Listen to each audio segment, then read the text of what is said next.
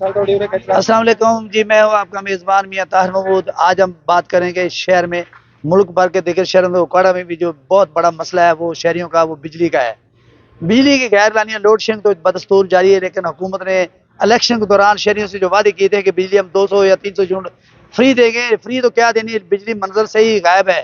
ایک تو مہنگی کر دی گئی ہے، لیکن منظر سے ہی غائب ہے۔ شہری علاقوں میں 4 سے 5 گھنٹے بجلی کی غیر لانیاں لوڈ شیڈنگ کی جا رہی ہے۔ دیہی علاقوں کی بات کریں تو وہاں 8 سے 10 گھنٹے بجلی کی لوڈ شیڈنگ کی جا رہی ہے۔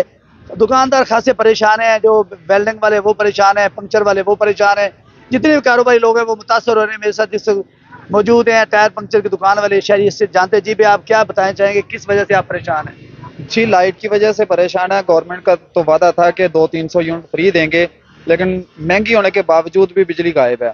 غیر اعلانیہ لوڈ شیڈنگ جو ہے وہ جاری ہے۔ ہمارا کام جو ہے وہ بڑا متاثر ہو رہا ہے، جس کی وجہ سے ہم بڑے پریشان ہیں۔ اگر جنریٹر چلا کے کام کر کے دیں وہ ہمیں مہنگا پڑتا ہے، پٹرول چلتا ہے، پٹرول بھی کافی مہنگا ہے، تو اس کی وجہ سے پھر گاہک کے ساتھ تلے کلامی ہوتی ہے۔ تو گورنمنٹ سے ہم یہی گزارش کریں گے کہ غیر اعلانیہ لوڈ شیڈنگ جو ہے اس کو بند کیا جائے فوری طور پر۔ مہنگی تو ہے لیکن دیں تو صحیح ہمیں۔ بہت شکریہ۔ جیسے کہ آپ نے شہری کا موقف جانا، ان کا یہی کہنا ہے کہ بجلی مہنگی تو ہے لیکن منظر سے ہی غائب ہے۔ اگر مہنگی کر دی کم نہ بجلی ہمیں دیں تو صحیح، غیر لانیاں لوڈ شیڈنگ بند کی جائے۔